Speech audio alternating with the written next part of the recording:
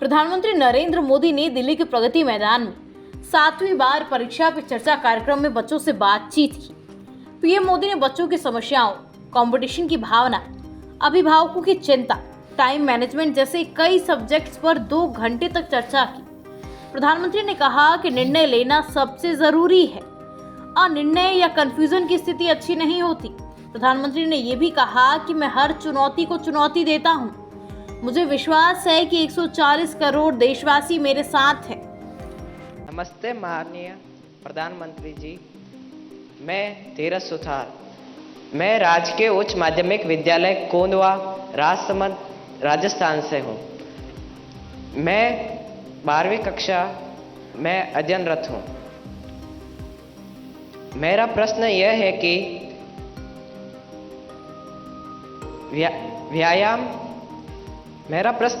कि व्यायाम के साथ साथ पढ़ाई को कैसे मैनेज करें, क्योंकि शारीरिक स्वास्थ्य भी उतना ही जरूरी है जितना कि मानसिक स्वास्थ्य। कृपया मार्गदर्शन करें। धन्यवाद। आपका शरीर देख करके लगता है मुझे आपने सही सवाल पूछा है।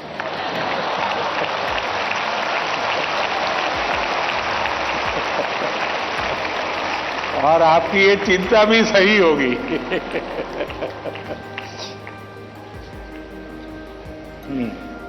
धन्यवाद धीरज। अपनी सांस्कृतिक परंपरा और बर्फीली चोटियों पर तैनात सेना के जाबाजों के शौर्य के लिए विख्यात उत्तर भारत के प्रमुख केंद्र शासित प्रदेश लद्दाख के पीएम श्री केंद्रीय विद्यालय कारगिल की छात्रा नजमा खातून हमसे ऑनलाइन माध्यम से जुड़ रही है और प्रधानमंत्री जी आपसे प्रश्न पूछना चाहती हैं। नजमा, कृपया अपना प्रश्न पूछिए। माननीय प्रधानमंत्री जी नमस्कार, मेरा नाम नजमा खातून है। मैं पीएम श्री केंद्रीय विद्यालय कारगिल लद्दाख में पढ़ती हूँ। मैं कक्षा 10वीं की छात्र हूँ। मेरा आपसे प्रश्न यह है कि परीक्षा की तैयारी और स्वस्थ जीवन शैली बनाए रखने के बीच संतुलन कैसे बना सकते हैं? धन्यवाद। शुक्रिया नजमा। पूर्वोत्तर भारत के रत्न जनजातीय बहुल राज्य अरुणाचल प्रदेश के नाहरलोगुन गवर्नमेंट हायर सेकेंडरी स्कूल से एक शिक्षिका टोबी लामी जी इस सभागार में उपस्थित हैं और प्रधानमंत्री जी से प्रश्न पूछना चाहती हैं। नमस्कार माननीय प्रधानमंत्री जी, मेरा नाम तोबी लोमी है। मैं एक शिक्षिका हूँ। मैं government higher secondary school Naharlagun Arunachal Pradesh से आई हूँ। मेरा प्रश्न है, विद्यार्थी खेल कूद नहीं बल्कि पढ़ाई में मुख्य रूप से क्या और कैसे ध्यान केंद्रित कर सकते हैं? कृपया मार्गदर्शन करें। धन्यवाद सर। धन्यवाद मैम। प्रधानमंत्री जी, धीरज, नजमा और तोबी जी पढ़ाई और हेल्दी लाइफ में सामंजस्य कैसे स्थापित करें, इस विषय पर आपका मार्गदर्शन चाहते हैं। आप में से बहुत सारे स्टूडेंट्स मोबाइल फोन का उपयोग करते होंगे और कुछ लोग होंगे शायद उनको घंटों तक मोबाइल फोन की आदत हो गई होगी। लेकिन क्या कभी ऐसा विचार आया मन में कि नहीं मैं रिचार्जिंग में फोन रखूंगा तो मेरा मोबाइल का उपयोग कम हो जाएगा, इसलिए रिचार्जिंग नहीं करूंगा।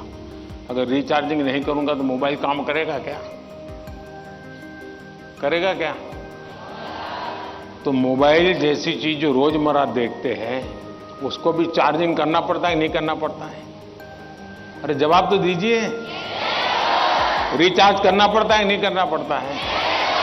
अगर मोबाइल को करना पड़ता है तो ये बॉडी को करना चाहिए कि नहीं करना चाहिए?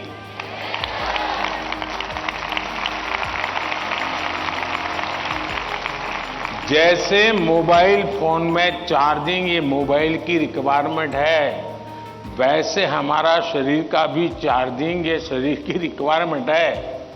आप ऐसा सोचो कि नहीं पढ़ना है तो बस विंडो बंद, पढ़ाई बाकी सब बंद, ऐसा कभी नहीं हो सकता है। जीवन ऐसे नहीं जी सकते हैं और इसलिए जीवन को थोड़ा संतुलित बनाना पड़ता है। कुछ लोग होते हैं खेलते ही रहते हैं, वो भी एक संकट होता है। लेकिन जब आपको एग्जाम देनी हो, क्योंकि लौकिक लाइफ जीवन में इन चीजों का अपना महत्व है, इसको टाल नहीं सकते। लेकिन अगर हम स्वस्थ ही नहीं रहेंगे, अगर हम अपने शरीर में वो सामर्थ्य ही नहीं होगा, तो हो सकता है कि 3 घंटे एग्जाम में ही बैठने का सामर्थ्य खो देंगे, फिर 5 मिनट ऐसे ही करके बैठा रहना पड़ेगा।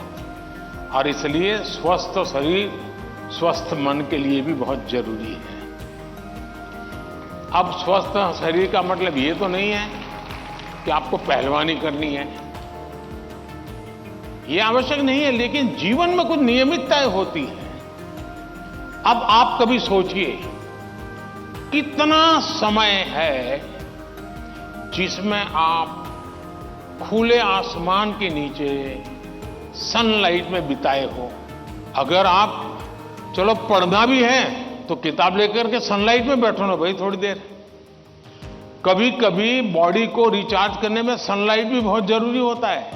क्या कभी कोशिश की नियम से कि भाई मैं दिन में कैसे भी करके इतना तो मौका निकाल दूं ताकि मुझे सनलाइट के साथ नाता रहे।